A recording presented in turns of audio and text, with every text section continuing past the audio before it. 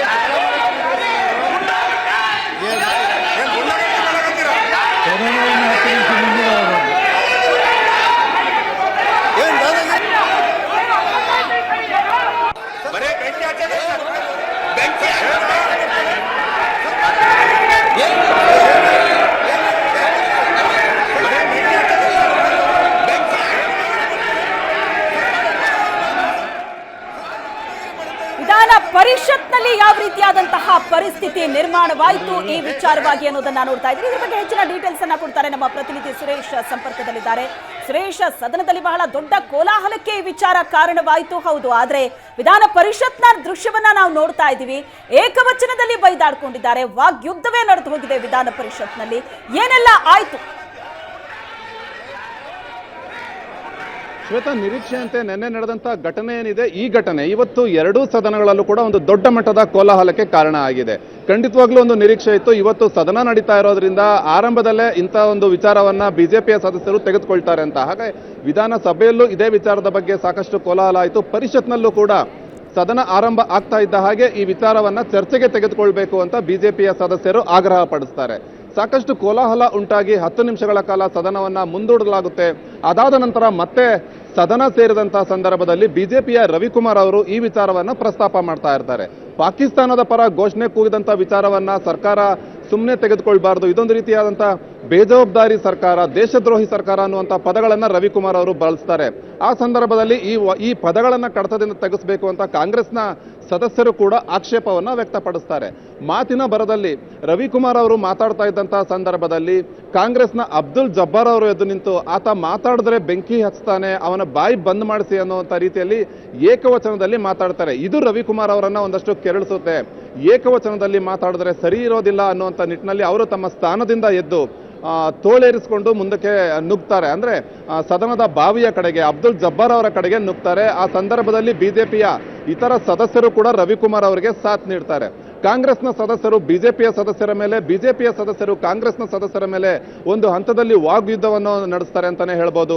ಏಕವಚನಗಳ ಪ್ರಯೋಗ ಆಗುತ್ತೆ. ಆ ಸಂದರ್ಭದಲ್ಲಿ ಮಾರ್ಷಲ್ಗಳು ಮಧ್ಯಪ್ರವೇಶ ಮಾಡಲಿಲ್ಲ ಅಂದಿದ್ರೆ ಪರಿಸ್ಥಿತಿ ಒಂದು ರೀತಿ ಕೈಮೀರಿ ಹೋಗ್ತಾ ಇತ್ತು ಅಂತಾನೆ ಹೇಳಲಾಗ್ತಾ ಇದೆ. ಸಭಾಪತಿಯವರು ಮಾರ್ಷಲ್ಗಳಿಗೆ ತಕ್ಷಣ ಒಳಬರೋದಕ್ಕೆ ಸೂಚಿಸ್ತಾರೆ. ಎರಡೂ ಸದಸ್ಯರ ಮಧ್ಯೆ ಅಂದ್ರೆ ಕಾಂಗ್ರೆಸ್ ಮತ್ತೆ ಬಿಜೆಪಿಯ ಸದಸ್ಯರ ನಡುವೆ ಮಾರ್ಷಲ್ಗಳು ನಿಂತು ಪರಿಸ್ಥಿತಿಯನ್ನ ತಿಳಿಗೊಳಿಸುವಂತ ಒಂದು ಪ್ರಯತ್ನವನ್ನ ಮಾಡ್ತಾರೆ. ಈ ಗದ್ದಲ ಹತೋಟಿಗೆ ಬರದೇ ಇದ್ದಂತಹ ಕಾರಣದಿಂದ ಸಭಾಪತಿಗಳು ಪರಿಷತ್ ಕಲಾಪವನ್ನ 10 ನಿಮಿಷಗಳ ಕಾಲ ಮುಂದೂಡಿಕೆಯನ್ನ ಮಾಡ್ತಾರೆ. ಒಟ್ಟಾರೆಯಾಗಿ ಹೇಳಬೇಕು ಅಂತಂದ್ರೆ ನಿನ್ನೆ ನಡೆದಂತ ಒಂದು ಘಟನೆ, ಪಾಕಿಸ್ತಾನದ ಪರ ಘೋಷಣೆ ಕೂಗಿದಂತ ಒಂದು ಘಟನೆ ಇದೀಗ ಕಲಾಪದಲ್ಲಿ ಒಂದು ದೊಡ್ಡ ಮಟ್ಟದ ಗದ್ದಲಕ್ಕೆ ಕೂಡ ಕಾರಣ ಆಗಿರುವಂತದ್ದು. ಈಗಾಗಲೇ 2 ಬಾರಿ ಸದನ ಮುಂದೂಡಿಕೆ ಆಗಿರುವಂತದ್ದು. ಶ್ವೇತಾ, ಓಕೆ, ನಿನ್ನೆ ಈ ಘಟನೆ ಅದು ಕೂಡ ವಿಧಾನಸೌಧದಲ್ಲೇ ನಡೆಯುತ್ತೆ ಅಂತ ಅಂದ್ರೆ ಇವತ್ತು ಸದನ ಇದೆ ಅಂತ ಅಂದಾಗ ಆಬ್ವಿಯಸ್ಲಿ ಆ ವಿಚಾರ ಚರ್ಚೆಗೆ ಬಂದೇ ಬರುತ್ತೆ. ಅದಕ್ಕೆ ಏನು ಉತ್ತರ ಕೊಡಬೇಕು? ಯಾಕಂದ್ರೆ ವಿಪಕ್ಷದ ಸ್ಥಾನದಲ್ಲಿ ಯಾವುದೇ ಪಕ್ಷ ಕೂತ್ರೂ ಕೂಡ ಇದನ್ನ ಪ್ರಶ್ನೆ ಮಾಡುತ್ತೆ. ಆದ್ರೆ ಆಡಳಿತ ಪಕ್ಷ ಅದನ್ನ ಯಾವ ರೀತಿ ಸಮರ್ಥವಾಗಿ ಎದುರಿಸಬೇಕು, ವಿಪಕ್ಷದ ಪ್ರಶ್ನೆಗೆ ಹೇಗೆ ಉತ್ತರ ಕೊಡಬೇಕು ಅನ್ನೋ ಒಂದು ತಯಾರಿ ಅಂತೂ ನಡೆಸಿರುತ್ತೆ. ಹಾಗಾದ್ರೆ ಆಡಳಿತ ಪಕ್ಷ ಈ ವಿಚಾರವನ್ನ ಅಥವಾ ವಿಪಕ್ಷಗಳ ಪ್ರಶ್ನೆಯನ್ನ ಎದುರಿಸುವಲ್ಲಿ ಎಡುತ್ತಾ ಇದೆ ಅಂತ ಅನ್ನಿಸ್ತಾ ಇದೆಯಾ? ಬಹಳ ದೊಡ್ಡ ಆಕ್ರೋಶ ವ್ಯಕ್ತವಾಗ್ತಾ ಇದೆ ಸದನದ ಒಳಗೂ ಹೊರಗೂ. ಶ್ವೇತಾ, ಖಂಡಿತವಾಗ್ಲೂ ಹೌದು. ಯಾಕೆಂತಂದ್ರೆ ಬಹಳಷ್ಟು ಸ್ಪಷ್ಟವಾಗಿ ಅನೇಕ ಮಾಧ್ಯಮಗಳಲ್ಲಿ ಈ ವಿಚಾರ ಬಿತ್ತರಾಗಿದೆ. ಆ ವಿಡಿಯೋ ಈಗಾಗಲೇ ಎಲ್ಲ ಕಡೆ ಹರಿದಾಡ್ತಾ ಇದೆ. ಅದರಲ್ಲಿ ಪಾಕ್ ಪರ ಘೋಷಣೆ ಕೂಗಿರುವಂಥದ್ದು ಸ್ಪಷ್ಟವಾಗಿದೆ. ಆದರೆ ಕಾಂಗ್ರೆಸ್ನ ಸದಸ್ಯರು, ಕಾಂಗ್ರೆಸ್ನ ಮಂತ್ರಿಗಳು ಹೇಳ್ತಾ ಇರುವಂಥದ್ದು ಆ ರೀತಿಯಾದಂಥ ಘೋಷಣೆ ಇಲ್ಲ, ಅದನ್ನ ತಪ್ಪಾಗಿ ಅರ್ಥೈಸಿಕೊಂಡು ತಿರುಚಿ ಮಾಧ್ಯಮಗಳಲ್ಲಿ ಪ್ರಸಾರ ಮಾಡಲಾಗ್ತಿದೆ ಅನ್ನುವಂಥ ರೀತಿಯಲ್ಲಿ ಉತ್ತರವನ್ನ ಕೊಡ್ತಾ ಇದ್ದಾರೆ. ಇದು ಬಿಜೆಪಿಯ ಸದಸ್ಯರನ್ನ ಕೆರಳಿಸ್ತಾ ಇದೆ. ಯಾಕೆಂತಂದ್ರೆ ಈಗಾಗಲೇ ವಿಧಾನಸೌಧದ ಪೊಲೀಸ್ ಸ್ಟೇಷನ್ ನಲ್ಲಿ ಸುಮೋಟೋ ಕೇಸ್ ದಾಖಲಿಸಲಾಗಿದೆ. ಬಿಜೆಪಿಯವರು ರಾಜ್ಯಾದ್ಯಂತ ಪ್ರತಿಭಟನೆಯನ್ನ ಕೂಡ ಮಾಡ್ತಿದ್ದಾರೆ. ಇದೇ ವಿಚಾರವನ್ನ ತೆಗೆದುಕೊಂಡು ಸದನದ ಒಳಗೆ ಕೂಡ ಹೋರಾಟವನ್ನ ಮಾಡೋದಕ್ಕೆ ಮುಂದಾಗಿದ್ದಾರೆ.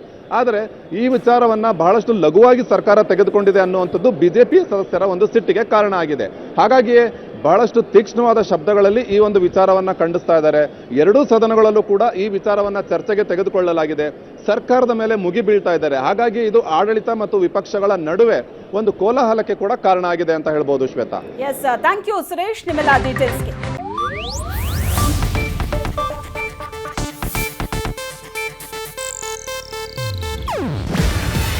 ಇದು ಏಷ್ಯಾನೆಟ್ ನ್ಯೂಸ್ ನೆಟ್ವರ್ಕ್ ಪ್ರಸ್ತುತಿ.